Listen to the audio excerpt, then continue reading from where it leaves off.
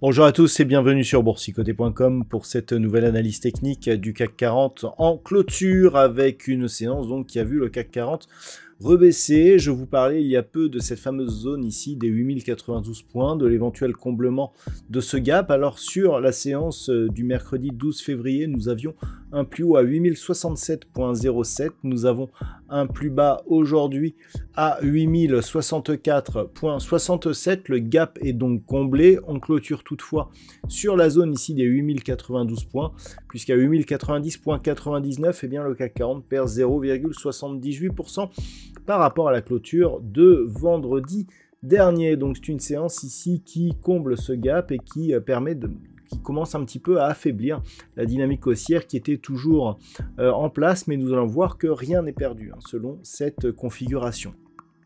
Au niveau des indicateurs techniques, on est donc dans une dynamique baissière au sens des histogrammes du MACD. Le RSI évolue d'une manière baissière depuis sa sortie ici de sa zone de surachat, donc il s'agit bien d'une phase de consolidation.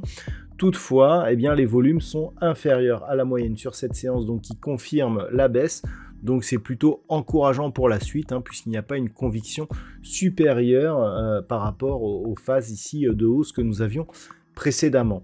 Alors un indice donc qui marque un petit peu à la baisse, ça contraste un petit peu avec le DAX qui lui a plutôt surperformé. Alors par rapport à cela, il faut remettre les choses en perspective. Si on compare par exemple la clôture actuelle par rapport à la baisse à la phase de baisse que nous avions mercredi dernier, donc la séance du 19 février, si on passe sur le DAX, on peut remarquer que on a une clôture qui est similaire. On a ici donc la séance du 19 et on vient clôturer quasiment sur cette zone. Alors pourquoi ? Tout simplement parce que nous avions eu une sous-performance sur le DAX lors des 2 derniers jours de la semaine liée à une incertitude politique.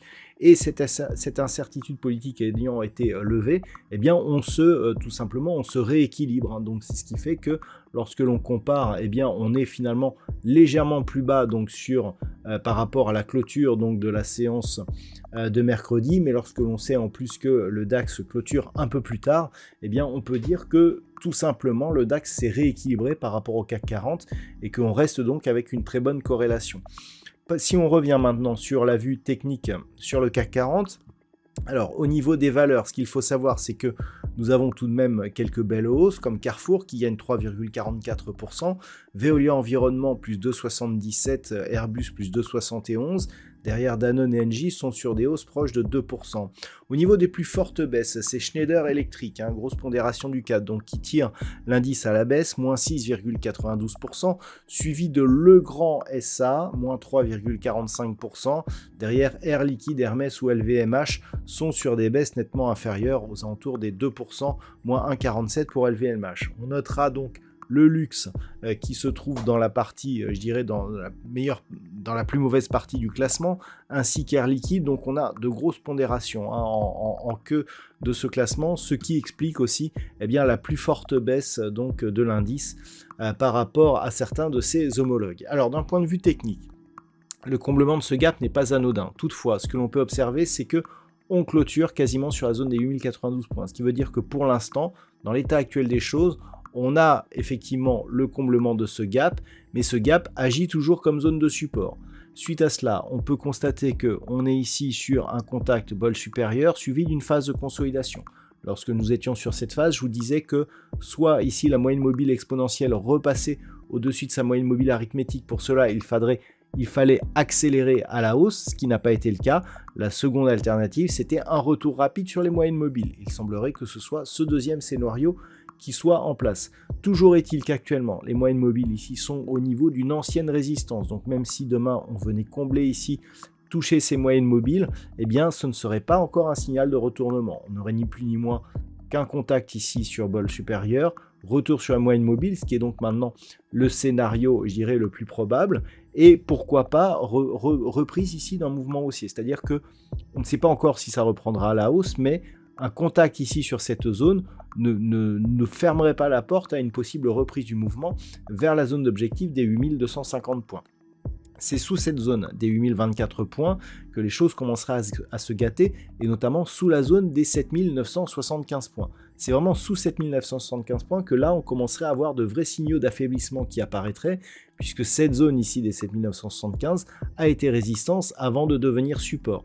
Donc pour rester dans une dynamique haussière, il faut que cette zone ici, en cas de contact, reste support. Ce qui veut dire que tant que l'on est au-dessus de cette zone des 7975 points, on peut privilégier ces phases de baisse ici pour jouer la continuité de tendance vers le haut en direction des 8250 points. Par contre, sous 7975, là clairement, eh bien, le scénario de reprise haussière rapide serait invalidé et on risquerait un retour ici sur cette zone des 7800 points. 7800 points sur laquelle il y aurait phase de retournement puisque on casserait un plus bas significatif de tendance court terme, ce qui nous donnerait un signal de potentiel retournement.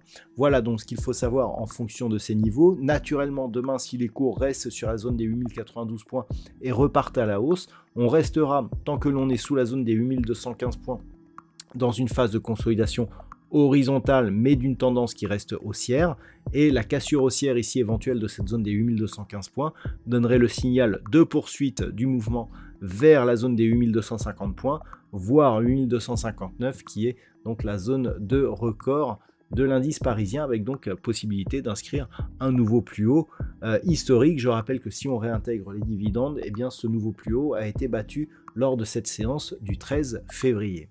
Voilà donc ce que l'on peut dire sur la configuration technique que nous avons sur le CAC 40 pour ce soir. D'un point de vue statistique, on valide plutôt la poursuite de la phase de consolidation, puisqu'avec un nombre d'occurrences assez important, eh bien, on a une probabilité d'évolution légèrement baissière. Alors, c'est entre neutre et baissier pour cette semaine, notamment au moins jusqu'au milieu de la semaine, jusqu'à mercredi, c'est assez neutre.